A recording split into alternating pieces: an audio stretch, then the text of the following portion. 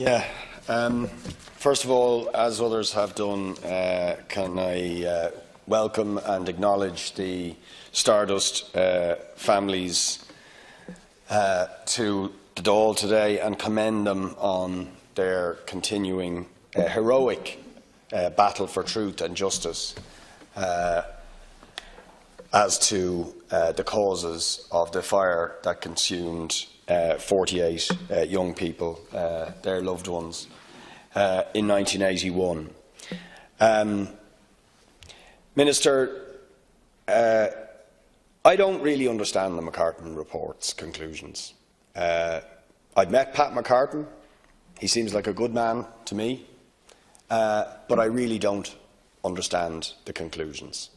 And I do not accept, and the families, I think, are right not to accept his view that there is no necessity for a full commission of investigation, a full inquiry into the fire and the causes of the fire. One of the key pieces of evidence that the families and the victims brought forward was the issue of Brenda Kelly and her evidence that the fire started earlier, considerably earlier than the Keane report suggested it did, and that she saw this fire in the roof space. We also know that there was large amounts of combustible material which were in the storeroom. And that does not definitively prove the cause of the fire, but it radically alters how we might begin to examine the evidence and look for new evidence to try and ascertain the causes of the fire. Radically changes it. McCartan actually acknowledges this point. If I just, have I got time? Yes. Actually, I haven't got time to find the quote now. But he makes the point that if Brenda Kelly's evidence is correct, then it is likely that the fire started in the roof space. And if the fire started in the roof space and there was a large amount of combustible material, and we also have other evidence from people who were down in the ballroom that they felt intense heat in the ceiling above them long before there was evidence of fire in the ballroom itself. All of that suggests, and we know that fire regulations were being flouted, the planning regulations were being flouted. Now, to my mind, all of that justifies a re-examination of all of the evidence. And that is the point. Geraldine Foy and the families could never provide conclusive evidence as to the cause of the fire. How could they? How could they possibly do that? And for McCartan to criticise them for their lack of expertise in being able to definitively prove how the fire started is completely unreasonable. And indeed, I ask myself the question, how can Pat McCartan, or for that matter, Coffey, conclude as to whether or not it was possible to identify the causes of the fire? Because if Geraldine Foy is not an expert, neither are they. They're not experts.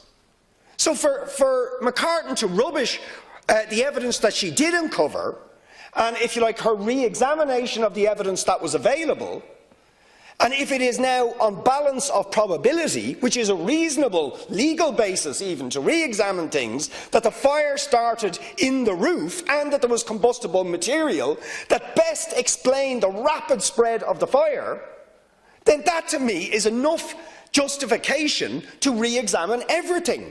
And what is absolutely extraordinary is that Brenda Kelly's evidence, I mean, McCartan says if Brenda Kelly's evidence is true, the fire started in the roof space, But McCartan never has sought to establish whether that evidence was true or not. Many of the other experts and witnesses who could have fleshed out, if you like, the alternative possibility of how the fire started were never interviewed. Their evidence was never taken into account. That's just not good enough. And it's not good enough to criticise the incredible work of Geraldine Foy on the basis that she's not, if you like, a professional researcher or an expert. She never claimed to be. And indeed, part of the battle the families have been having with the government all along was their lack of resources. They had to do this largely on a voluntary basis. And in fact, what they've done is incredible, given the limited resources that were available to them. So it's just not good enough, Minister. But to be honest, I blame the government, and I'm not just saying that, more than Pat McCartan.